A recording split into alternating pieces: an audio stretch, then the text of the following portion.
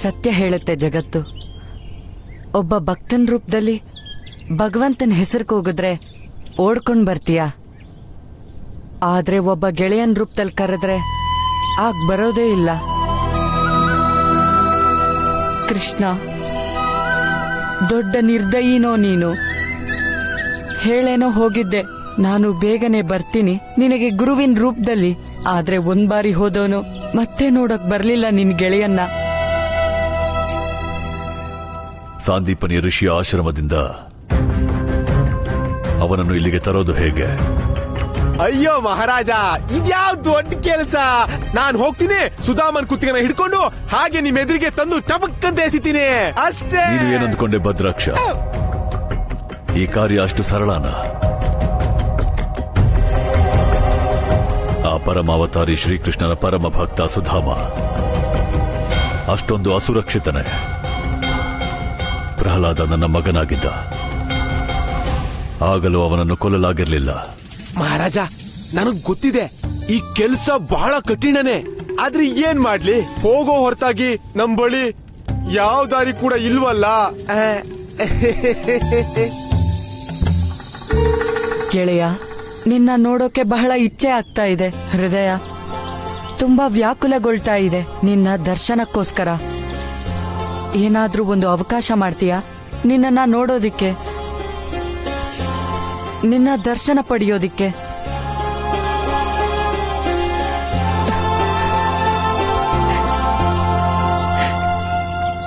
ಸುಧಾಮ,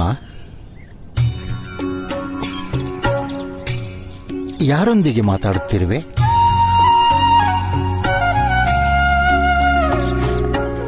ಗುರುದೇವ, ನಾನು ಅದು ಸುಧಾಮ, ನಿನ್ನ ಮನದ ದುಃಖವನ್ನು ನನಗಿಂತ ಹೆಚ್ಚಾಗಿ ಇನ್ಯಾರೂ ತಿಳಿಯಲಾರರು. ಏಕೆಂದರೆ ಯಾವ ರೀತಿ ನೀನು ಕೃಷ್ಣನ ಪ್ರತೀಕ್ಷೆ ಮಾಡುತ್ತಿರುವೆಯೋ ಅದೇ ರೀತಿ ನಾನೂ ಕೃಷ್ಣನು ಇಲ್ಲಿ ಬರುವ ಪ್ರತೀಕ್ಷೆ ಮಾಡುತ್ತಿರುವೆ. ಮತ್ತು ತಾಳ್ಮೆಯ ಫಲ ಎಂದಿಗೂ ನಿಷ್ಫಲ ಆಗುವುದಿಲ್ಲ ಸುಧಾಮ.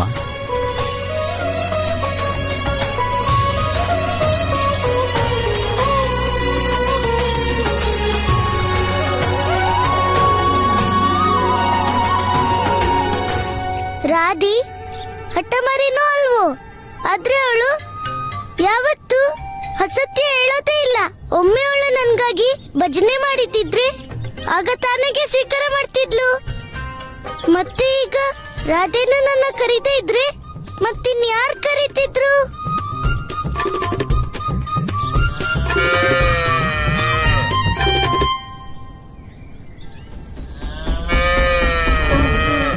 ನಾನು ನನ್ನ ಪ್ರಶ್ನೆಗೆ ಉತ್ತರ ಹುಡುಕ್ತಾ ಇದ್ದೀನಿ. ಈಗ ನಾನು ಈ ಶಂಕರನ್ ಪ್ರಶ್ನೆಗೂ ಉತ್ತರ ಕೊಡ್ಬೇಕಲ್ಲ.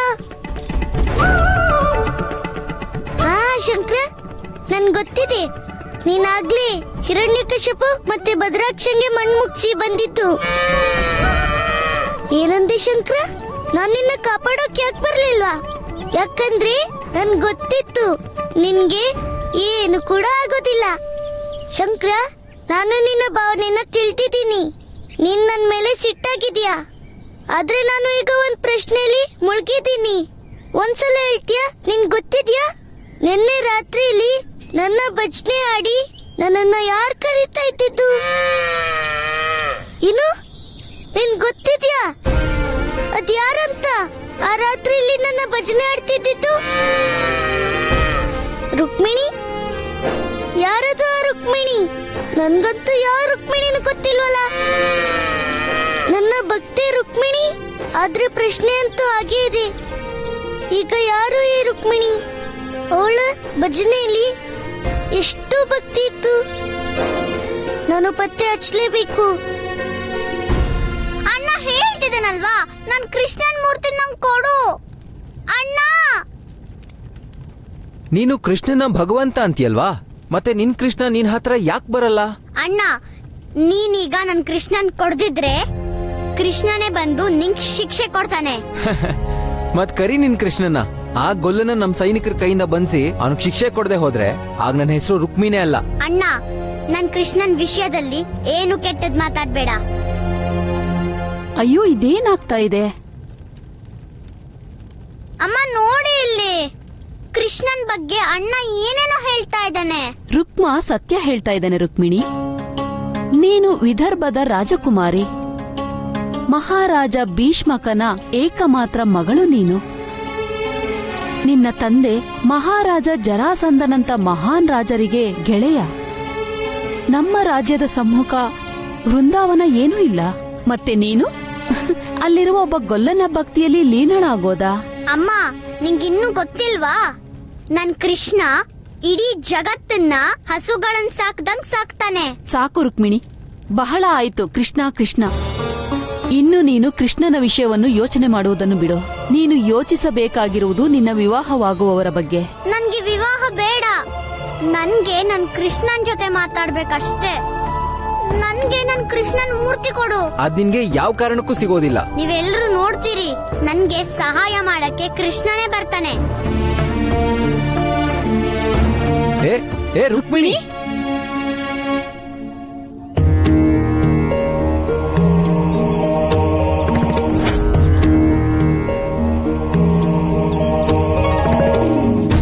ಏನಾಯ್ತು ಗುರುದೇವ? ಏನಾದ್ರೂ ತಿಳಿತಿದ್ಯಾ? ಯಾರು ರುಕ್ಮಿಣಿ? ಪ್ರಭು, ನಾನು ನಿಮಗೆ ಭವಿಷ್ಯದ ಸತ್ಯವಂತೂ ಹೇಳಲಾಗದು. ಆದರೆ ಈಕೆ ಅದೇ ರುಕ್ಮಿಣಿಯೇ. ಇವಳ ಜೊತೆ ನೀವು ಜೀವನದ ದೀರ್ಘ ಯಾತ್ರೆ ಮಾಡಬೇಕಾಗಿದೆ. ವೃಂದಾವನ ತೊರೆದು ನೀವು ದ್ವಾರಕೆಯನ್ನು ಪ್ರವೇಶ ಮಾಡಿದಾಗ ಇದೇ ರುಕ್ಮಿಣಿ ನಿಮ್ಮ ಜೀವನ ಸಂಗಾತಿಯಾಗುತ್ತಾಳೆ. ಈಕೆ ಸಾಕ್ಷಾತ್ ಲಕ್ಷ್ಮೀ ಸ್ವರೂಪಳೇ. ಗುರುದೇವ, ನೀವೇನ್ ಯೋಚಿಸ್ತಿದ್ದೀರಾ? ತಿಳಿಸ್ತೀರಾ ಯಾರೀಗ ಈ ರುಕ್ಮಿಣಿ? ಪ್ರಭು, ಈ ರುಕ್ಮಿಣಿ ನಿಮ್ಮ ಭಕ್ತಳು, ವಿದರ್ಭದ ರಾಜ ಭೀಷ್ಮಕನ ಮಗಳು. ಅವಳ ಭಕ್ತಿಗೀಗ ಅಪಾಯವಿದೆ. ಆದರೆ ಪ್ರಭು, ಸಂಕಟದ ಸಮಯದಲ್ಲೇ ಭಕ್ತರ ಪರೀಕ್ಷೆಯಾಗುವುದು. ಗುರುದೇವ, ಆದ್ರೆ ನನ್ನ ಭಕ್ತರಿಗೆ ಸಂಕಟ, ಇದನ್ನ ನಾನು ಸಹಿಸಿಕೊಳ್ಳೋದಿಕ್ಕಾಗೋದಿಲ್ಲ. ನಾನು ರುಕ್ಮಿಣಿಯ ರಕ್ಷಣೆ ಖಂಡಿತ ಮಾಡ್ತೀನಿ.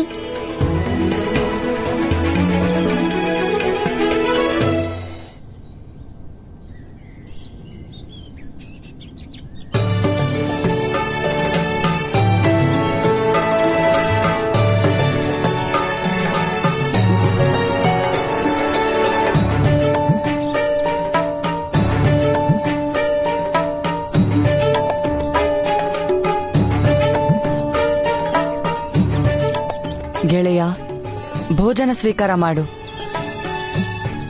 ನಿನಗ್ ಗೊತ್ತಿದೆ, ಎಲ್ಲಿವರೆಗೂ ನೀನು ಭೋಜನ ಸ್ವೀಕಾರ ಮಾಡೋದಿಲ್ವೋ ನಾನು ಏನು ತಿನ್ನೋದಿಲ್ಲ. ಸುಧಾಮ, ನೀನಿಲ್ಲಿ ಕೃಷ್ಣನ ಪ್ರತಿಮೆ ಜೊತೆ ಏನು ಮಾತಾಡ್ತಿದ್ದೀಯಾ?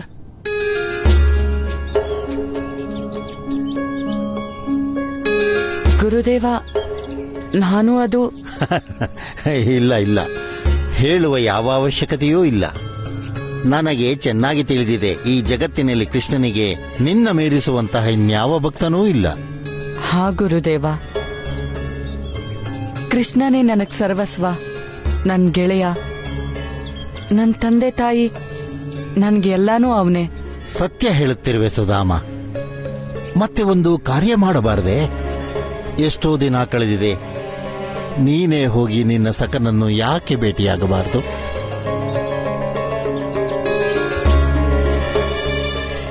ಆದ್ರೆ ಗುರುದೇವ, ಈಗಷ್ಟೇ ನೀವ್ ಹೇಳಿ ಹೋಗಿದ್ರಿ ನಾವು ಕೃಷ್ಣನೇ ಇಲ್ಲಿ ಬರೋ ಪ್ರತೀಕ್ಷೆ ಮಾಡಬೇಕು ಅಂತ. ಆದರೆ ಪ್ರತೀಕ್ಷೆಗೂ ಒಂದು ಅವಧಿ ಇರುತ್ತದೆ. ನಾಳೆ ಪೂರ್ಣಿಮೆ, ನಾನೂ ಕೂಡ ನಾಳೆ ಕೃಷ್ಣನ ದರ್ಶನ ಮಾಡಬೇಕು. ವೃಂದಾವನದಲ್ಲಿ ಪ್ರಭುವಿನ ಜೊತೆ ಕೆಲ ದಿನ ಕಳೆಯಬೇಕು. ನೀವೀಗ ಸತ್ಯ ಹೇಳ್ತಿದ್ದೀರಾ ಗುರುದೇವ? ಸುಧಾಮ, ಪ್ರಭುವಿಗೆ ಮೀರಿದ್ದು ಜೀವನದಲ್ಲಿ ಮತ್ತೇನಿದೆ? ಪ್ರಭು ಸ್ವತಃ ಈ ಜಗತ್ತಿನಲ್ಲಿ ಅವತರಿಸಿದ ಮೇಲೆ ಅವರಿಂದ ದೂರ ಇರೋದಕ್ಕಿಂತ ದೊಡ್ಡ ಮೂರ್ಖತೆ ಇನ್ನೇನಿದೆ? ಗುರುದೇವ, ನಾನ್ ಕೇವಲ ನಿಮ್ಮ ಆಜ್ಞೆಗೆ ಕಟ್ಟು ಬಿದ್ದಿದ್ದೆ. ಆದ್ರೆ ಈಗ ನೀವೇ ಒಪ್ಪಿಗೆ ಕೊಟ್ಮೇಲೆ ನಾನೀಗ್ಲೇ ಹೊರಡ್ತೀನಿ. ನಾನ್ ನನ್ನ ಗೆಳೆಯನಿಗಾಗಿ ಏನೋ ಸಿದ್ಧತೆ ಮಾಡಿಟ್ಕೊಂಡಿದ್ದೀನಿ. ಆಗಲಿ, ಹೋಗು.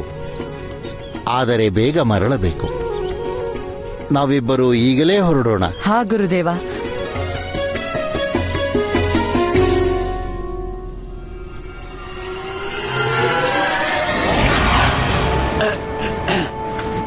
ಭಕ್ತ ಸುಧಾಮ, ಈಗ ನಿನ್ ಈ ಯಾತ್ರೆ ಆ ಭಗವಂತನ ಕಡೆ ಶುರುವಾಗಿದೆ. ಅದು ನಿನ್ನ ಈ ಭಗವಂತನ ಕೆಲಸನ ಬೆಣ್ಣೆ ಮಾಡುತ್ತೆ. ನಿನ್ನ ಮತ್ತೆ ನಿನ್ನ ಭಗವಂತನ ಉದ್ಧಾರ ಅತಿ ನಿಕಟವಿದೆ ಭಕ್ತ ಸುಧಾಮ.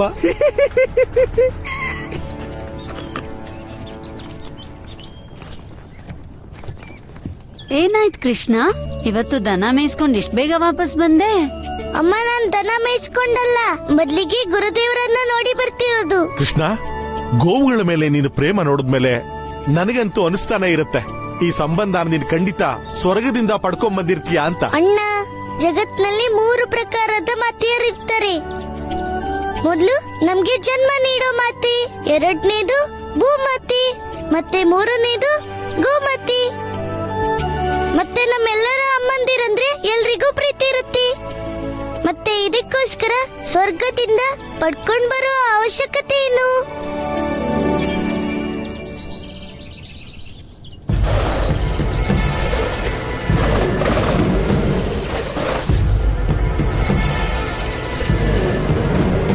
ಅಣ್ಣ, ಈ ಪಕ್ಷಿ ಏನನ್ನ ನೋಡಿ ಎದುರ್ಕೊಂಡಾಡ್ತಾ ಇದೆ. ನಾವು ಹೋಗಿ ನೋಡೋದು ಒಳ್ಳೇದು.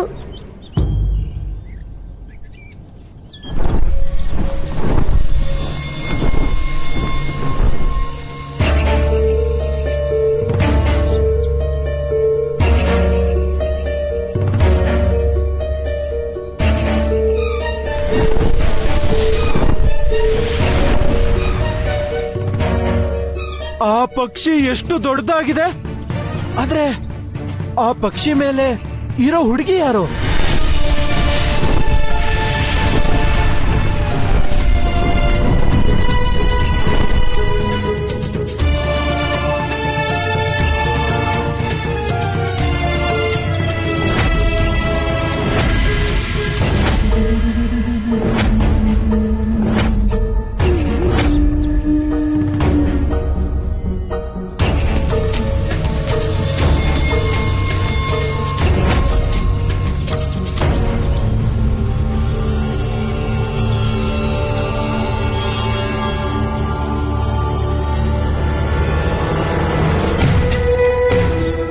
ಇವಳು ದೇವಿ ಸತ್ಸುವಾನೆ.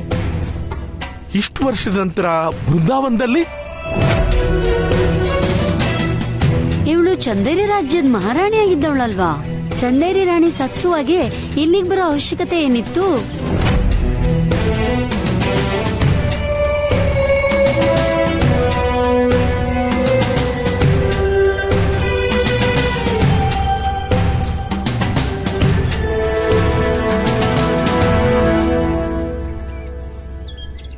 ಆದ್ರೆ ಅಣ್ಣ, ಈ ಸತ್ಸುವ ಯಾರು?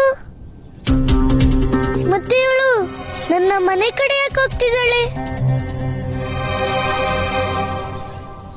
ಕೃಷ್ಣ, ಇವಳು ನಿನ್ನ ಅಪ್ಪನ ತಂಗಿ. ನಿನ್ಗೆ ಅತ್ತೆ ಆಗ್ಬೇಕು. ನಿನ್ನತ್ತೆ ಸತ್ಸುವ. ಅತ್ತೆ ಸತ್ಸುವ? ಆದ್ರೆ ಅಮ್ಮ ಅಪ್ಪ ಅಂತ ಇವ್ರ ವಿಷಯವಾಗಿ ನನ್ಗೇನು ಹೇಳೇ ಇರ್ಲಿಲ್ವಲ್ಲ ಅಣ್ಣ.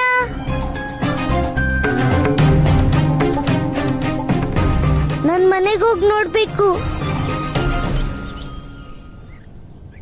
ಸುಧಾಮ, ಮಾರ್ಗ ಬಹಳ ದೀರ್ಘವಿದೆ. ಇಷ್ಟು ವೇಗವಾಗಿ ಹೊರಟರೆ ಆಯಾಸವಾಗುತ್ತದೆ. ಅದೇನಂದ್ರೆ ಗುರುದೇವ, ನನ್ ಮನ್ಸು ಗಾಳಿ ವೇಗದಲ್ಲಿ ವೃಂದಾವನದ ಕಡೆ ಸಾಗ್ತಾ ಇದೆ. ಒಮ್ಮೆ ಸಾಧ್ಯವಿದ್ದಿದ್ರೆ ರೆಕ್ಕೆ ಕಟ್ಕೊಂಡು ನಾನ್ ನನ್ ಕೃಷ್ಣನ ಹತ್ರ ಹೋಗಿರ್ತಿದ್ದೆ. ಸುಧಾಮ, ನಿನಗಿಂತ ಹೆಚ್ಚಾಗಿ ಭದ್ರಾಕ್ಷಂಗೇನೆ ಕಂಸಧಾಮಕ್ಕೆ ತಲುಪೋಕೆ ಅವಸರ ಇದೆ. ಸಂಭವ ಭದ್ರ ಋಷಿ, ನನ್ನ ಮಾತಿನ ಅರ್ಥ ಈ ಭದ್ರ ಋಷಿ ಸಾಂದೀಪನಿಗೆ ಯಾವುದೂ ಅಸಂಭವವಾಗದು. ಇನ್ನು ನಾವು ನಡೆಯುವುದು ಬೇಡ, ಹಾರುತ್ತಾ ಹೋಗೋಣ ಭಗವಂತನ ಬಳಿಗೆ. ಗುರುದೇವ, ನಾನ್ ನನ್ ಮನ್ಸಿನ ಮಾತು ಹೇಳ್ತಾ ಇದ್ದೆ ಅಷ್ಟೇ. ಈಗ ನಾವ್ ನಡ್ಕೊಂಡು ಹೋಗೋದಾದ್ರೆ ಯಾವುದೋ ದಿವ್ಯ ಶಕ್ತಿನ ಉಪಯೋಗಿಸೋ ಅವಶ್ಯಕತೆ ಏನು? ಸುಧಾಮ, ಅಲ್ಲ, ಈಗ ಗುರು ನಾನೋ ನೀನೋ?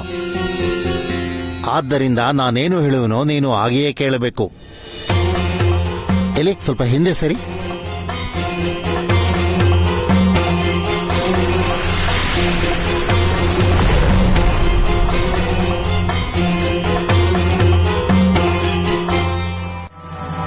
ಗುರುದೇವ, ವಾಯುಯಾನ ಹಾ ಸುಧಾಮ, ಇನ್ನು ನೀನು ಕೆಲವೇ ಗಳಿಗೆಯಲ್ಲಿ ನಿನ್ನ ಭಗವಂತನನ್ನು ನೋಡಬಹುದು. ಬೇಡ ಗುರುದೇವ, ನನ್ ಕೃಷ್ಣನನ್ನ ನೋಡೋಕೆ ಬರಿಗಾಲಲ್ಲೇ ನಡ್ಕೊಂಡು ಬಂದಿದ್ದ ಕಾಶಿಗೆ. ನಾನ್ ಅವನ್ನ ನೋಡೋಕೆ ಹಾಗೇ ಹೋಗ್ತೀನಿ. ಮತ್ತದೇ ಮಾತು. ಅಲ್ಲ ಗುರು, ನಾನೋ ನೀನೋ? ನಡಿ, ಯಾನದಲ್ಲಿ ಕೂರು.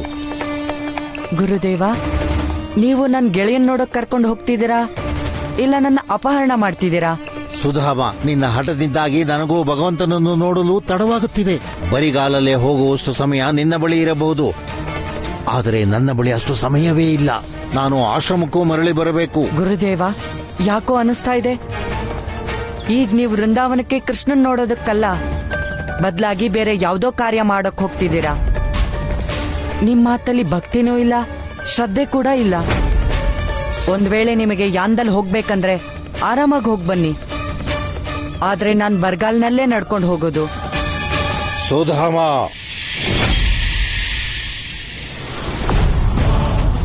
ಈಗ ಎಲ್ಲ ಕೆಲ್ಸ ಬೆಣ್ಣೆ ಆಯ್ತಲ್ಲ, ಅದ್ ಹೀಗ್ ನೀನ್ ಹೋಗ್ತೀಯ?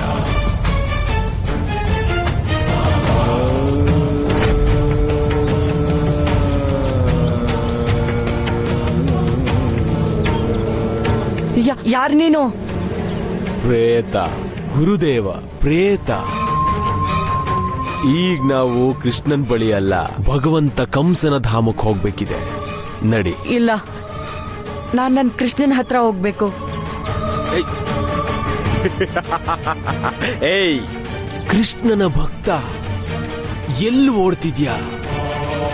ಅದು ಕಂಸ ಭಕ್ತನಿಂದ ದೂರ. ಒಂಚೂರ್ ನನಗೂ ಕೂಡ ನನ್ನ ಭಗವಂತನ ಸೇವೆ ಮಾಡೋ ಅವಕಾಶ ಕೊಡು. ಒಂಚೂರು ನಮ್ ಜೊತೆಗೂ ಜ್ಞಾನದ ಚರ್ಚೆ ಮಾಡೋ. ಇಲ್ಲ ಇಲ್ಲ ಇಲ್ಲ, ಕೃಷ್ಣ ನನ್ನ ಕಾಪಾಡು, ರಕ್ಷೆ ಮಾಡು ನನ್ನ. ಕೃಷ್ಣ ಗೆಳೆಯ, ಕಾಪಾಡು. ನಂದ ಎಲ್ಲಿದ್ಯಾ? ಎಲ್ಲಿದ್ಯಾ ನಂದ? ನಂದ ನೋಡಿಲ್ಲಿ, ನಿನ್ನ ನೋಡೋಕೆ ಯಾರು ಬಂದಿದ್ದಾರೆ ಅಂತ. ಸತ್ಸುವ,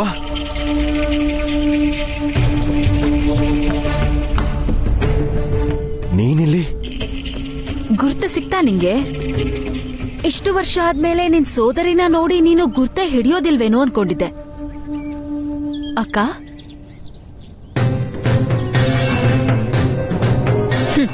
ಅತ್ತಿಗೆ ಹೇಗಿದ್ದೀರಾ ನೀವು? ನಾನ್ ಚೆನ್ನಾಗಿದ್ದೀನಕ್ಕ. ನೀವ್ ಹೇಗಿದ್ದೀರಾ? ಅದನ್ನ ಈಗ ಕೇಳ್ತಿದ್ದೀರಾ? ಅದು ನಿಮ್ಮನೆ ಹೊಸಲಿಗೆ ಬಂದ್ಮೇಲೆ. ಅಣ್ಣ ಅಂತೆ ಅಣ್ಣ, ನೀನಂತೂ ನನ್ ಬಗ್ಗೆ ವಿಚಾರಿಸ್ಲೇ ಇಲ್ವಲ್ಲ. ಇದನ್ನೆಲ್ಲ ಬಿಡಿ ಅಕ್ಕ, ಬನ್ನಿ ಕೂರಿ. ಸತ್ಸುವ, ನೀನ್ ಯಾಕೆ ಬಂದಿದ್ಯಾ ಇಲ್ಲಿ? ನಂದ, ನನಗ್ ಗೊತ್ತಿದೆ ನಿನಗೆ ನನ್ ಬಗ್ಗೆ ಯಾವ ಚಿಂತೆನೂ ಇಲ್ಲ ಅಂತ. ಆದ್ರೆ ಏನ್ ಗೊತ್ತಾ, ನಾನ್ ನಿನ್ ಬಗ್ಗೆ ತುಂಬಾನೇ ಚಿಂತೆ ಮಾಡ್ತೀನಿ. ಜನರು ಎಲ್ಲಿ ನೀನು ಚಂದೇರಿಯ ಮಹಾರಾಣಿ ಸತ್ಸುವಾಳ ಸಹೋದರ ಅಂತ ಮರ್ತೋಗ್ಬಿಡ್ತಾರೋ ಅಂತ ನಾನೇ ಸ್ವತಃ ಇವತ್ತು ನಿಮ್ಮನೆ ಬಾಗ್ಲಿಗೆ ಬಂದಿದ್ದೀನಿ. ನಾನ್ ನಿನಗೆ ಮೊದ್ಲೇನೆ ಹೇಳಿದ್ದೀನಿ, ಇನ್ನ ನನಗೂ ನಿನ್ಗೂ ಯಾವ ಸಂಬಂಧನೂ ಇಲ್ಲ ಅಂತ. ಅವತ್ತು ಏನನ್ನ ಬೇಡ ಅಂತ ಹೋಗಿದ್ಯೋ ಅಲ್ಲಿ ಬರುವ ಯಾವ ಅವಶ್ಯಕತೆನೂ ಇಲ್ಲ. ನಾನು ಹಾಗೆ ಯೋಚನೆ ಮಾಡಿದ್ದೆ. ಆದ್ರೆ ನೀನೀ ಗೊಲ್ಲರ ಮಧ್ಯೆ ಬದುಕ್ತಿರೋದನ್ನ ನೋಡಿ, ಈ ದನಗಳ ಮಧ್ಯೆ ನಿನ್ನ ನೋಡಿ ನನಗ್ ತುಂಬಾ ದುಃಖ ಆಗ್ತಿದೆ. ಅದಕ್ಕೆ ನಿನ್ನ ಈ ದಾರಿದ್ರ್ಯದಿಂದ ಕಾಪಾಡೋಕ್ ಬಂದಿದ್ದೀನಿ. ಸಿಂಹಾಸನದ ಸುಖ ಏನು ಅಂತ ನಿನಗೆ ಹೇಳೋಕ್ ಬಂದಿದ್ದೀನಿ. ಬರ್ತೀಯ ನನ್ ಜೊತೆ? ಈ ಸುಂದರ ವೃಂದಾವನದಲ್ಲಿ ಈ ಊರ್ನವ್ರ ಜೊತೆ ಇರುವ ಸುಖ ಅದು ಬೇರೆನೇ ರೀತಿ. ಒಬ್ಬ ಮಹಾರಾಣಿಗೆ ಅದ್ಯಾವತ್ತಿಗೂ ಅರ್ಥ ಆಗಲ್ಲ. ನನಗೆ ಅರ್ಥ ಆಗದೆ ಇರೋದೇನು ಅಂದ್ರೆ, ನೀನು ಈ ಗೊಲ್ಲರ ಮಧ್ಯೆ ಈ ದನ ಮೇಯಿಸ್ಕೊಂಡು ನಿನಗೇನ್ ಸಿಗುತ್ತೆ ಅಂತ. ಆತ್ಮತೃಪ್ತಿ ಸಿಗುತ್ತೆ.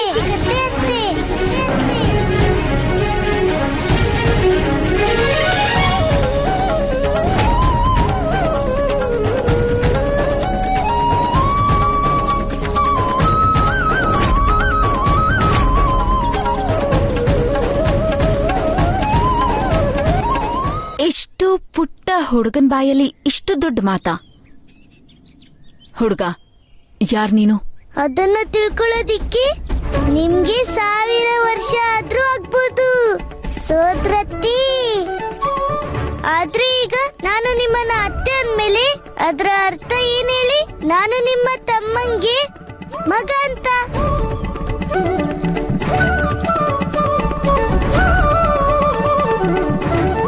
ಕೃಷ್ಣ,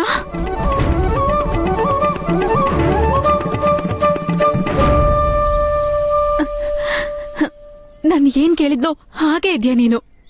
ಎಷ್ಟು ದೊಡ್ಡನಾಗಿದ್ಯಾ. ನಿಮ್ಗೆ ನನ್ನ ಹೆಸರು ಕೂಡ ಗೊತ್ತಿದ್ಯಾ? ಹೌದು ಗೊತ್ತಿದೆ. ನೀನು ಗೊತ್ತಾ, ನಮ್ ರಾಜ್ಯದ ಪೂರ್ತಿ ನಿನ್ ಬಗ್ಗೆನೇ ಚರ್ಚೆ ಆಗ್ತಿರುತ್ತೆ. ಅತ್ತೆ, ನೀವು ಯಾವ ವಿಚಿತ್ರ ಪಕ್ಷಿ ಮೇಲೆ ಕುತ್ಕೊಂಡ್ ಬಂದಿದ್ರು? ಅದೇನು ನಿಮ್ಮ ರಾಜ್ಯದಲ್ಲಿರೋ ವಿಶೇಷ ಪಕ್ಷಿನಾ? ನಿನಗಿಷ್ಟ ಆಯ್ತಾ ಆ ಪಕ್ಷಿ? ಹಾ, ಕೂರ್ತಿ ಅದ್ರ ಮೇಲೆ. ಕಂದ, ಒಳಗ್ ಬಾ. ಅಮ್ಮ, ನೀನೇ ನೋಡ್ತಿಲ್ವಾ? ಇವತ್ತು ಮೊದಲನೇ ಬಾರಿ ನಾನು ನನ್ನ ಅತ್ತೆ ನೋಡ್ತಿರೋದು. ಇನ್ನು ಇವರ ಹತ್ರ ಎಷ್ಟೆಲ್ಲ ಮಾತಾಡೋದಿದೆ ಅಲ್ವಾ ಸೋದ್ರತ್ತಿ? ಹಾ ಕೃಷ್ಣ, ಅದ್ರಲ್ಲೂ ನಾನೀಗ ನಿನ್ನ ತಂದೆಯ ವಿಷಯಗಳನ್ನ ನಿನ್ನ ಹತ್ರನೇ ಮಾತಾಡ್ಬೇಕು ಅನ್ಸುತ್ತೆ.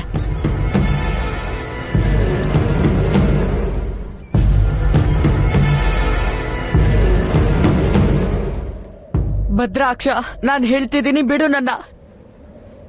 ಎಲ್ ಕರ್ಕೊಂಡು ಹೋಗ್ತಿದ್ಯಾ ನನ್ನ? ಏಯ್, ಇಷ್ಟೆಲ್ಲ ಯಾಕೋ ಕೂಗ್ತಿದ್ಯಾ ಬಾಲಕ?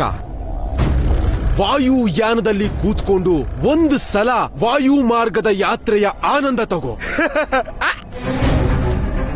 ಭದ್ರಾಕ್ಷ, ನೀನ್ ನನಗ್ ಮೋಸ ಮಾಡ್ದೆ. ಮೋಸ? ಮೋಸದ ಅರ್ಥ ನಿನ್ಗೆ ಗೊತ್ತಿದ್ಯಾ? ಭದ್ರಾಕ್ಷ, ನಾನ್ ಹೇಳ್ತಿದ್ದೀನಿ, ಈ ಯಾನನ ಈಗ್ಲೇ ಕೆಳಗಿಳಿಸು. ಇಲ್ದಿದ್ರೆ ನಾನು ಇಲ್ಲಿಂದ ಹಾರ್ಬಿಡ್ತೀನಿ. ಹಾರೋದ? ಹಾರ್ತ್ಯ? ಹಾರು ನೋಡೋಣ. ಒಂದ್ಸಾರಿ ನಿನ್ನ ಆಸೆನು ಪೂರ್ತಿ ಮಾಡ್ಕೊಂಡ್ಬಿಡು. ಹಾರೋ, ಆನಂದನು ಪಡ್ಕೋಬಿಡು.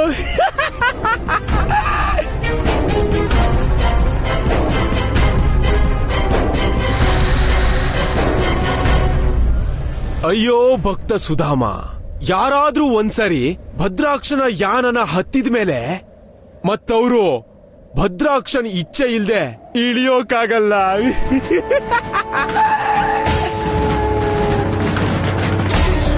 ಗೆಳೆಯ ಕೃಷ್ಣ, ಸಹಾಯ ಮಾಡು ನನಗೆ, ಕಾಪಾಡು ಈ ಭದ್ರಾಕ್ಷನಿಂದ ಕೃಷ್ಣ. ಅಯ್ಯೋ ಕೃಷ್ಣನ, ನೀನ್ ಹೇಗ್ ಕರಿಬೇಕು? ಹೀಗೆ ಜೋರಾಗಿ ಗೆಳೆಯ ಕೃಷ್ಣ ನನ್ನನ್ನ ಕಾಪಾಡು ಅಂತ. ಆದ್ರೆ ಇಲ್ಲಲ್ಲ, ಕಂಸಧಾಮಕ್ಕೆ ಹೋಗಿ ಇಲ್ ಕೂಗಿದ್ರೆ ಏನ್ ಲಾಭ? ಕಂಸಧಾಮ ಅದೆಲ್ಲಿದೆ? ಕಂಸಧಾಮ ಗೊತ್ತಿಲ್ವಾ? ಕಂಸಧಾಮ ಗೊತ್ತಿಲ್ವಾ?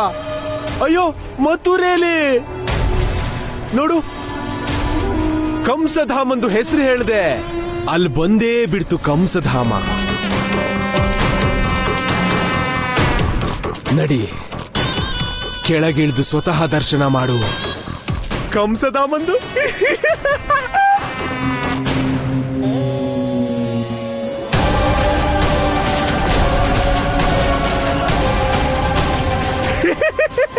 ಬಾ. ಅತ್ತೆ, ನೀವು ಕೇಳ್ತಿದ್ರಲ್ಲ ಹಸು ಮೇಯಿಸೋದ್ರಿಂದ ಏನ್ ಸಿಗತ್ತಂತ? ಹಾ, ಗೊತ್ತಿದ್ಯಾ ನಿಂಗೆ? ಹಾ ಅತ್ತೆ, ನಾನಿದ್ರ ವಿಷಯ ಎಲ್ಲ ತಿಳ್ಕೊಂಡಿದ್ದೀನಿ. ಯಾಕಂದ್ರೆ ನಾನು ಒಬ್ಬ ಗೊಲ್ಲಾನೆ. ಗೋಮಾತೆ ಅಂದ್ರೆ ಸಮೃದ್ಧಿ, ಅಂದ್ರೆ ಗೋವು ಸಂಪನ್ನತೆ ಮತ್ತೆ ಲಕ್ಷ್ಮಿಗೆ ಮೂಲ ಆಗಿರತ್ತೆ. ಗೋವು ಸಮೃದ್ಧಿ ಪ್ರತೀಕ. ಮತ್ತೆ ಜಗತ್ನಲ್ಲಿ ಹಸುವಿನಿಂದ ಸಿಗೋ ಎಲ್ಲ ವಸ್ತು ಎಲ್ಲರ ಸೇವೆಗೂ ಬಳಕೆಯಾಗುತ್ತೆ. ನಾರಾಯಣ ನಾರಾಯಣ. ಪ್ರಭು, ಕೃಷ್ಣನ ಮಾತು ಮತ್ತು ಕಾರ್ಯದಲ್ಲಿ ಯಾವ ಅಂತರವೂ ಇಲ್ಲ. ಹಾಗಾಗಿಯೇ ಬ್ರುಜಮಂಡಲದಲ್ಲಿ ಗೋಮಾತೆ ಕೇವಲ ವಾಸವಾಗಿಲ್ಲ, ಬದಲಿಗೆ ಅಲ್ಲಿ ಅವರ ಪೂಜೆಯೂ ಆಗುತ್ತದೆ. ಮತ್ತು ಇವುಗಳ ಮಧ್ಯದಲ್ಲಿಯೇ ನಮ್ಮ ನಂದಪುತ್ರ ಕೃಷ್ಣ ತನ್ನ ಲೀಲೆ ತೋರುತ್ತಾನೆ. ದೇವರ್ಷಿ, ಗೋಮಾತೆ ಪೂಜನೀಯಳಾಗಿರುವುದು ಅವಳು ನೀಡುವ ಕ್ಷೀರದಿಂದಷ್ಟೇ ಅಲ್ಲ, ಅಥವಾ ಅನ್ಯ ಅವಶ್ಯಕತೆಗಳನ್ನು ಪೂರೈಸುವುದಕ್ಕಲ್ಲ. ಬದಲಿಗೆ 84 ಲಕ್ಷ ಜನ್ಮಗಳ ಯಾತ್ರೆ ಮುಗಿಸಿ ಮನುಷ್ಯ ಜನ್ಮಕ್ಕೂ ಮೊದಲು ಆತ್ಮ ಅಂತಿಮ ಜನ್ಮದ ರೂಪದಲ್ಲಿ ಗೋವಾಗುತ್ತದೆ. ಮತ್ತು ಮುಂದಿನ ಯಾತ್ರೆ ಆರಂಭಿಸುತ್ತದೆ. ನಾರಾಯಣ ನಾರಾಯಣ, ನನಗರ್ಥವಾಯಿತು ಮಾತೆ, ನನಗರ್ಥವಾಯಿತು. ನಮ್ಮ ತುಂಟಾಟದ ನಂದಪುತ್ರ ಆ ಗೋಮಾತೆಯರನ್ನು ಪಾಲಿಸುತ್ತಾನೆ. ಅರ್ಥಾತ್ 84 ಲಕ್ಷ ಜನ್ಮಗಳಲ್ಲಿ ವಾಸಿಸುವ ಎಲ್ಲಾ ಜೀವಗಳನ್ನು ಪಾಲಿಸುತ್ತಾನೆ. ಧನ್ಯನು ನಂದಪುತ್ರ, ಅವನ ಲೀಲೆಯೂ ಧನ್ಯ. ನಾರಾಯಣ ನಾರಾಯಣ.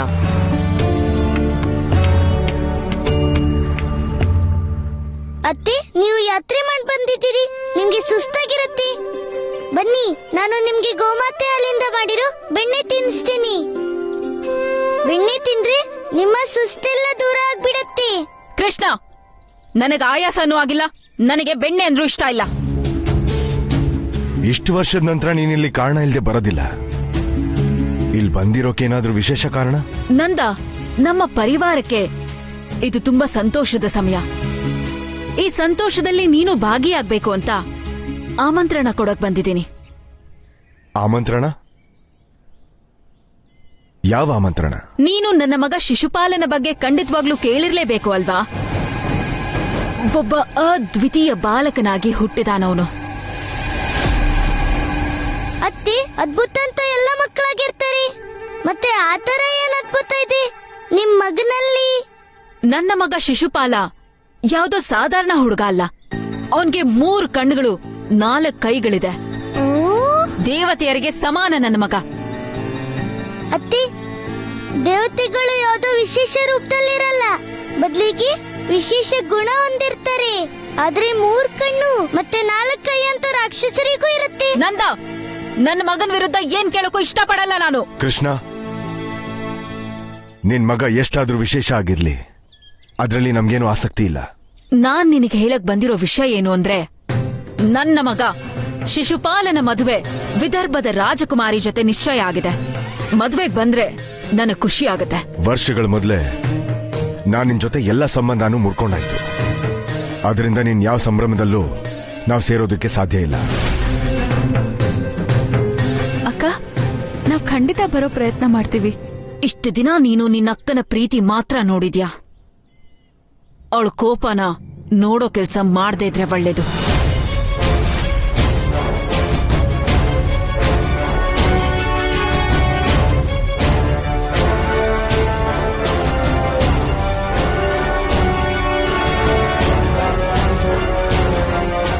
ಸೋದರತ್ತೆ,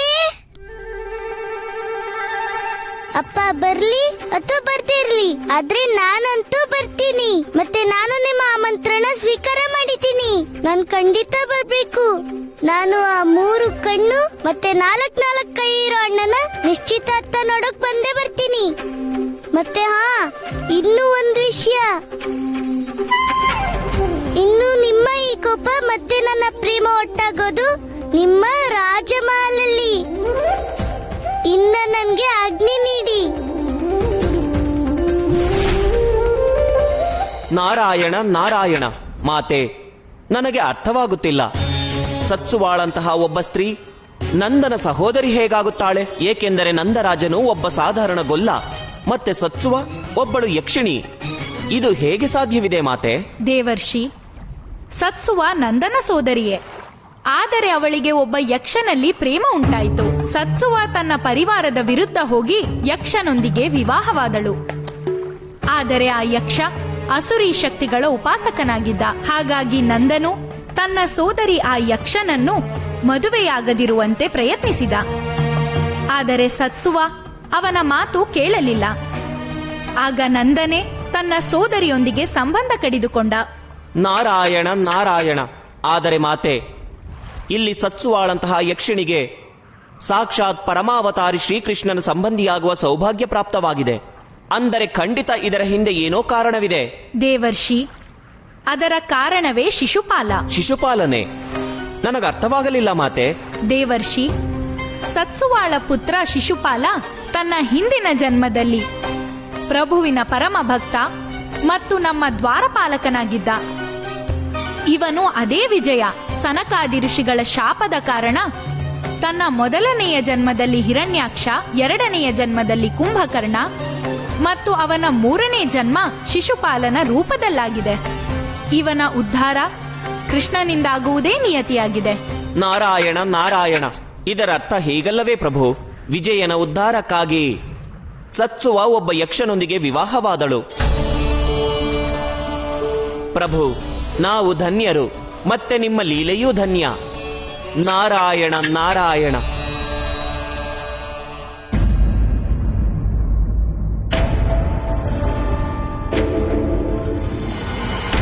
ಇವನೇ ಏನು?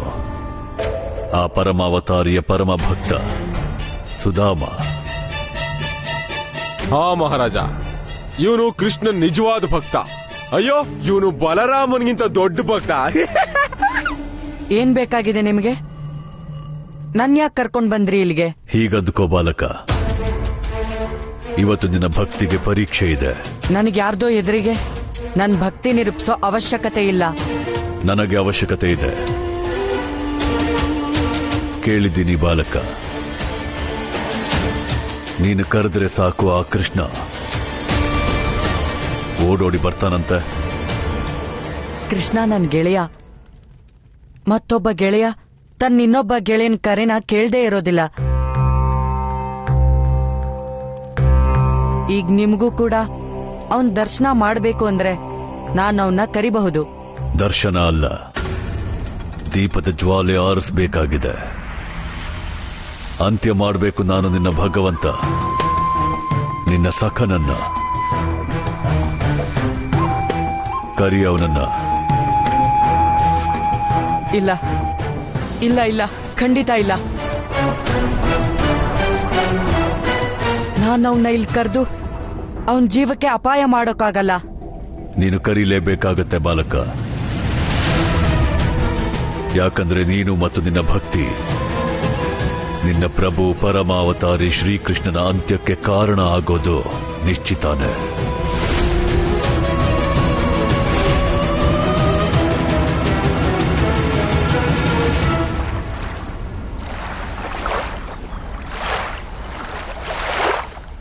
ಕೃಷ್ಣ, ದೊಡ್ಡವರು ಸದಾ ನಮ್ಮಂತ ಮಕ್ಳಿಗೆ ಅನ್ಯಾಯ ಮಾಡ್ತಾರೆ. ಅವ್ರ ಮನ್ಸಿಗೆ ಏನ್ ಅನ್ಸುತ್ತೋ ಅದನ್ನ ನಮಗ್ ಹೇಳ್ತಾರೆ. ಆದ್ರೆ ಅವ್ರಿಗೆ ಮನ್ಸಿಲ್ದೇ ಇದ್ರೆ ಅದನ್ನ ನಮಗ್ ಹೇಳೋದಿಲ್ಲ. ಆದ್ರೆ ಈಗ ನೋಡು, ನಮ್ಗೆ ಒಬ್ರು ಅತ್ತೆ ಇದ್ದಾರೆ, ಅದು ನಮಗ್ ಗೊತ್ತೇ ಇಲ್ಲ. ಅಣ್ಣ, ದುಃಖ ನನ್ಗೂ ಆಗ್ತಿದೆ. ಆದ್ರೆ ನನ್ಗೆ ಹೀಗೂ ಅನಿಸ್ತಿದೆ. ಅಪ್ಪ ನಮ್ಗೆ ಹೇಳ್ದೇ ಇರೋದು ಒಳ್ಳೇದೇ ಆಯ್ತು. ಅದ್ಯಾಕ್ ಕೃಷ್ಣ? ಅಣ್ಣ, ಮನುಷ್ಯನ ಸಂಬಂಧ ಧರ್ಮದ ಜೊತೆ ಇರುತ್ತೆ, ಮತ್ತೆ ಯಾರ ಸಂಬಂಧ ಅಧರ್ಮದ ಜೊತೆ ಇರುತ್ತೋ ಅವರನ್ನ ನಾವು ದೂರ ಮಾಡ್ಬೇಕು. ಅವರು ರಕ್ತ ಸಂಬಂಧಿಗಳಾಗಿದ್ರು ಅಷ್ಟೇ. ಕೃಷ್ಣ, ಎಲ್ಲಕ್ಕಿಂತ ದೊಡ್ಡ ಅಧರ್ಮ ರುಕ್ಮಿಣಿಗಾಗ್ತಿದೆ. ರುಕ್ಮಿಣಿ? ಹಾ ಕೃಷ್ಣ, ಗೋಧುಳಿ ಸತ್ಯ ಹೇಳ್ತಿದ್ದಾಳೆ. ಗೋಪಿಯರೇ, ನಿಮ್ಗೆ ರುಕ್ಮಿಣಿ ವಿಷಯ ಏನ್ ಗೊತ್ತಿದೆ? ಹೆಚ್ಚೇನೋ ಗೊತ್ತಿಲ್ಲ ಕೃಷ್ಣ, ಆದ್ರೆ ಇಷ್ಟ ಗೊತ್ತಿದೆ. ಅವಳು ಅದೇ ಅಭಾಗಿನಿ. ಅವಳ ಜೊತೆಗೆ ನಿನ್ ಅತ್ತೆ ಮಗ ಶಿಶುಪಾಲನ ವಿವಾಹ ಆಗೋದ್ರಲ್ಲಿದೆ.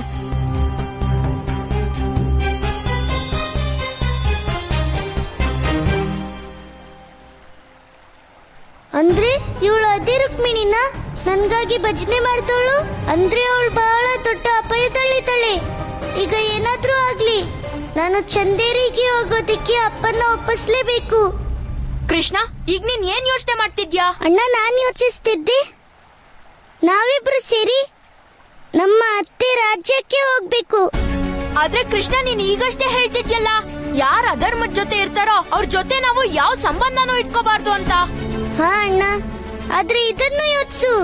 ನಮ್ಮ ಅತ್ತೆ ಸ್ವತಃ ವೃಂದಾವನಕ್ ಬಂದಿದ್ರು ಅಪ್ಪಂಗೆ ನಿಶ್ಚಿತಾರ್ಥದ ಆಮಂತ್ರಣ ಕೊಡೋದಿಕ್ಕೆ. ಅದಕ್ಕೆ ನಾನು ಯೋಚಿಸ್ತಿದ್ದೆ, ನಾವು ನಮ್ಮ ಅತ್ತೆಗೆ ನಿರಾಸೆ ಮಾಡೋದು ಸರಿಯಲ್ಲ. ಇನ್ ಯೋಚನೆ ಮಾಡ್ಬೇಡ ಅಣ್ಣ, ನಾವು ಈ ವಿಷಯನ ಅಪ್ಪಂಗೆ ಹೇಳಲೇಬೇಕು. ಆಗ್ಲಿ ಕೃಷ್ಣ, ನಡಿ. ಇನ್ನು ವಿಳಂಬ ಮಾಡಬೇಡ. ಇಡೀ ಜಗತ್ತೇ ಕಾಯ್ತಿದೆ ನಿನ್ನ ಭಕ್ತಿ ನೋಡ್ಬೇಕಂತ ಸುಧಾಮ. ನಡಿ, ಕರಿ ನಿನ್ನ ಸಖನನ್ನ. ಹಿರಣ್ಯ ಕಶ್ಯಪು, ನಿನಗೆ ಭಕ್ತಿಯ ಭಾವ, ಭಕ್ತಿಯ ತ್ಯಾಗ ಮತ್ತೆ ಭಕ್ತಿಯ ಶಕ್ತಿ ಬಗ್ಗೆ ಇಲ್ಲಿ ತನಕ ಗೊತ್ತಾಗ್ಲಿಲ್ಲ. ಆದ್ರೆ ನಿನಗೆ ಭಕ್ತ ಪ್ರಹ್ಲಾದನ್ ಭಕ್ತಿ ನೋಡ್ದಾಗ್ಲೇ ಎಲ್ಲ ಗೊತ್ತಾಗ್ಬೇಕಾಗಿತ್ತು. ಪಾಠ ಬೇಡ ಬಾಲಕ, ಸತ್ಯಯುಗದಿಂದ ಈ ಯುಗದ ತನಕ ನಿನ್ನ ಪ್ರವಚನ ಕೇಳೋಕೆ ಬರಲಿಲ್ಲ. ನೀನೆಂತ ಭಾಗ್ಯಶಾಲಿಯಾಗಿದ್ದೆ. ಭಕ್ತ ಪ್ರಹ್ಲಾದ ನಿನ್ ಮಗನಾಗ್ ಜನ್ಮ ಪಡ್ದ. ಮತ್ ನಿನ್ಗೆ ಸತ್ಯದ ಮಾರ್ಗ ತೋರ್ಸೋ ಪ್ರಯತ್ನ ಪಟ್ಟ. ಅದೆಷ್ಟು ಮಾತಾಡ್ತಾನಿ ಬಾಲಕ. ಆದ್ರೆ ನೀನ್ ಬದ್ಲಾಗ್ಲಿಲ್ಲ. ನೀನ್ ಹೇಗಿದೆಯೋ ಹಾಗೆ ಉಳ್ದೆ. ಸುಧಾಮ, ಯಾಕೆ ವ್ಯರ್ಥವಾಗಿ ಪ್ರಾಣ ಬಲಿ ಕೊಡೋದಕ್ಕೆ ಹೋಗ್ತಿದ್ಯಾ ನಿನ್ನ ಭಗವಂತನಿಗಾಗಿ? ಹಿರಣ್ಯಕಶ್ಯಪು, ಒಮ್ಮೆ ನೀನು ಶತ್ರುತ್ವ ನಿಭಾಯಿಸೋಕೆ ನನ್ ಪ್ರಭು ಕೈಯಲ್ಲೇ ಪುನಃ ಪುನಃ ಸಾಯೋದಾದ್ರೆ ಮತ್ ನಾನು ಪ್ರೇಮ ಮತ್ತೆ ಭಕ್ತಿಗಾಗಿ ನನ್ ಜೀವನೇ ತ್ಯಾಗ ಮಾಡೋಕ್ಕಾಗಲ್ವಾ? ಈ ಭಕ್ತರು ಇಷ್ಟು ಮೂರ್ಖರಾಗೋದು ಯಾಕೆ ಭದ್ರಾಕ್ಷ? ಮಾತು ಮಾತಿಗೂ ಜೀವನ ಮೃತ್ಯು ಮಾತಾಡ್ತಾರೆ. ಹಾಗೇನು ಮಾಡ್ತಾನೆ ಇವರ ಭಗವಂತ? ನಾವು ಅಸುರರು ಮಾಡದೇ ಇರೋದು. ಮಹಾರಾಜ, ದೋಷ ಅಸುರರದಲ್ಲ, ದೋಷ ಭಕ್ತಿರದ್ದೇ. ಇವರಲ್ಲಿ ಮಹತ್ವಾಕಾಂಕ್ಷೆನೂ ಇರಲ್ಲ, ಭಕ್ತಿನೂ ಇರಲ್ಲ. ಕೇವಲ ತಮ್ಮ ಭಗವಂತನ ಶಕ್ತಿ ಹಿಂದೆ ತಮ್ಮ ಭಯನ ಅಡಗಿಸಿಡ್ತಾರೆ. ಭಕ್ತಿಗಿಂತ ದೊಡ್ಡ ಶಕ್ತಿ ಇರಲ್ಲ ಭದ್ರಾಕ್ಷ. ಆದ್ರೆ ಅದ್ ನಿನಗೆ ಅರ್ಥ ಆಗಲ್ಲ. ಹೌದಾ? ಈಗ ನಾನು ನಿನಗೆ ಹೇಳ್ತೀನಲ್ಲ ಬಾಲಕ, ಅದು ನಿನಗೆ ಅರ್ಥ ಆಗಲ್ಲ.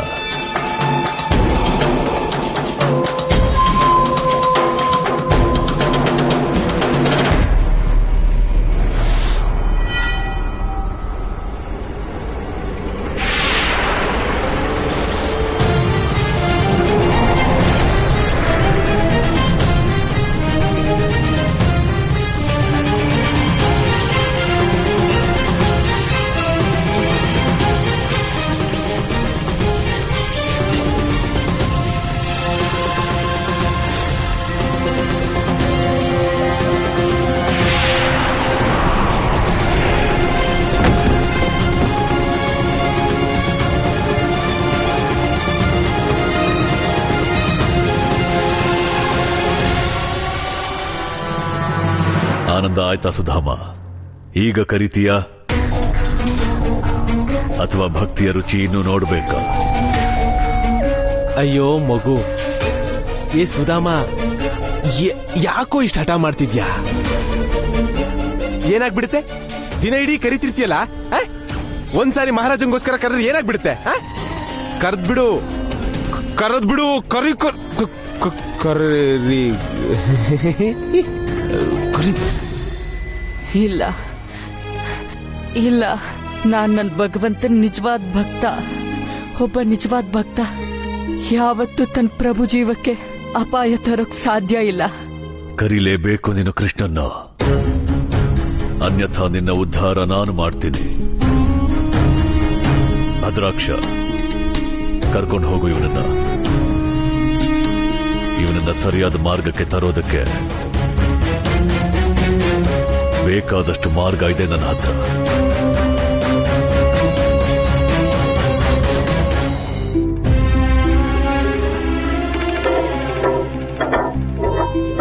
ಅಪ್ಪ, ನೀವು ಸತ್ಯನೇ ಹೇಳ್ತಿದ್ರಿ. ನಾವು ಯಾವತ್ತೂ ಅಧರ್ಮಕ್ಕೆ ಪ್ರೋತ್ಸಾಹ ಕೊಡ್ಬಾರ್ದು. ನೀವು ಬಹಳ ಸರಿಯಾದ ನಿರ್ಣಯ ಮಾಡಿದ್ರಿ. ನೀವು ಯಾವತ್ತೂ ಅತ್ತೆ ಹತ್ರ ಮಾತಾಡೋದೇ ಇಲ್ಲ, ಮತ್ತೆ ನಮ್ಗೆ ಯಾವತ್ತೂ ಅತ್ತೆ ವಿಷಯ ಹೇಳೇ ಇಲ್ಲ. ಮತ್ತೆ ನೀವು ನಮ್ಮಿಬ್ರಿಗೂ ಅತ್ತೆ ಬಗ್ಗೆ ಹೇಳ್ದೆ ಒಳ್ಳೆ ಕೆಲಸ ಮಾಡಿದ್ರಿ. ಇಲ್ದಿದ್ರೆ ನಾನು ಅತ್ತೆ ವಿಷಯ ಯೋಚಿಸಿ ದುಃಖ ಪಡ್ತಿದ್ದೆ. ಹೌದು ಕೃಷ್ಣ, ನೀನ್ ಸತ್ಯ ಹೇಳ್ತಿದ್ಯಾ. ಅಪ್ಪ, ಆದ್ರೆ ನಾನು ಒಂದು ವಿಷಯ ಯೋಚನೆ ಮಾಡ್ತಿದ್ದೆ. ನೀವು ಯಾವಾಗ್ಲೂ ಹೇಳ್ತಿರಲ್ಲ, ಅಧರ್ಮ, ಅತ್ಯಾಚಾರ ಮತ್ತೆ ಅನ್ಯಾಯನ ವಿರುದ್ಧ ಮಾಡ್ತಿ ಸಹಿಸೋದು ಅದನ್ನ ಮಾಡೋದಕ್ಕಿಂತ ದೊಡ್ಡ ಪಾಪ ಅಂತ. ಮತ್ತೆ ನಮ್ಮ ಕಣ್ಮುಂದೆ ಪಾಪ ನಡೆಯಕ್ ಬಿಡೋದು ಅದರಲ್ಲಿ ಭಾಗಿಯಾದಾಗೆ. ನೀನ್ ಹೇಳಿದ ಸತ್ಯನೇ ಕೃಷ್ಣ. ಪಾಪ ಮಾಡೋನ್ಗಿಂತ ದೊಡ್ಡ ಅಪರಾಧಿ ಪಾಪ ಸಹಿಸ್ಕೊಳ್ಳೋನಾಗಿರ್ತಾನೆ. ಅಪ್ಪ, ನಮ್ಮತ್ತೆ ಅಷ್ಟು ದೊಡ್ಡ ಪಾಪ ಮಾಡಕ್ ಹೊರಟಿದ್ದಾಳೆ. ರುಕ್ಮಿಣಿ ವಿವಾಹ ಅವಳ ಇಚ್ಛೆಗೆ ವಿರುದ್ಧವಾಗಿ ತನ್ನ ಮಗ ಶಿಶುಪಾಲನ ಜೊತೆಗೆ ಮಾಡ್ತಿದ್ದಾಳೆ.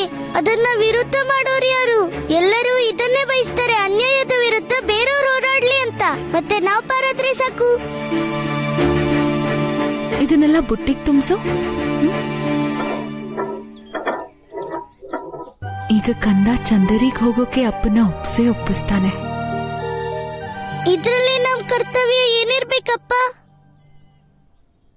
ಆದ್ರೆ ಕೃಷ್ಣ, ನಾವು ಅವರನ್ನ ತಡೆಯೋದು ಹೇಗೆ? ಅಪ್ಪ, ನಾವು ಅತ್ತೆನ ತಡೆಯೋಕ್ಕಾಗಲ್ಲ.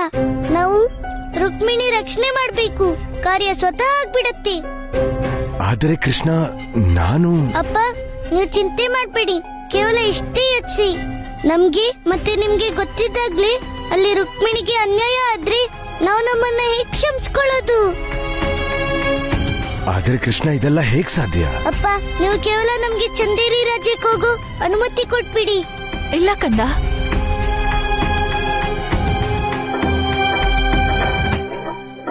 ನಾವ್ ಚಂದೇರಿಗೆ ಹೋಗೋದ್ ಬೇಡ. ಅಮ್ಮ, ನೀನೇ ಹೇಳ್ತಿದ್ಯಲ್ಲ ಈ ವಯಸ್ಸಿಗೆ ರುಕ್ಮಿಣಿ ವಿವಾಹ ಮಾಡೋದು ಪಾಪ ಅಂತ. ಆದ್ರೂ ನಾವೀ ಪಾಪ ಆಗೋಕ್ ಬಿಡದ? ಕಂದ, ನೀನ್ ಖಂಡಿತ ಸತ್ಯ ಹೇಳ್ತಿದ್ಯಾ. ನಾವೀ ಪಾಪ ಆಗೋಕ್ ಬಿಡ್ಬಾರ್ದು. ಅದಕ್ ನಾವೇನ್ ಮಾಡ್ಬೇಕಾದ್ರೂ ಸರಿ. ಆಗ್ಲಿ ಯಶೋದೆ, ಒಮ್ಮೆ ನಿನ್ ಮನ್ಸಲ್ಲೂ ಇದೇ ವಿಚಾರ ಇದ್ರೆ ನಾನಂತೂ ಬರೋಕ್ಕಾಗಲ್ಲ. ಆದ್ರೆ ನೀನು, ಕೃಷ್ಣ ಮತ್ತೆ ಬಲರಾಮ ಹೊರಡೋ ವ್ಯವಸ್ಥೆ ಮಾಡ್ತೀನಿ. ಮಾವ, ಎತ್ತಿನ ಗಾಡಿಯಲ್ಲಿ ನಾನು ಹೋಗೋದಕ್ ವ್ಯವಸ್ಥೆ ಮಾಡಿ.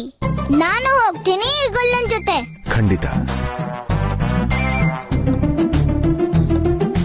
ಅಯ್ಯೋ, ಈ ಹಠಮಾರಿ ಇಲ್ಲಿಂದ ಬಂದ್ಲು. ರುಕ್ಮಿಣಿ, ಇನ್ನ ನಿನ್ಗೆ ಏನೂ ಆಗಲ್ಲ. ನಾನೀಗ ನಿನ್ನ ನೋಡೋಕೆ ಬರ್ತಿದ್ದೀನಿ ರುಕ್ಮಿಣಿ.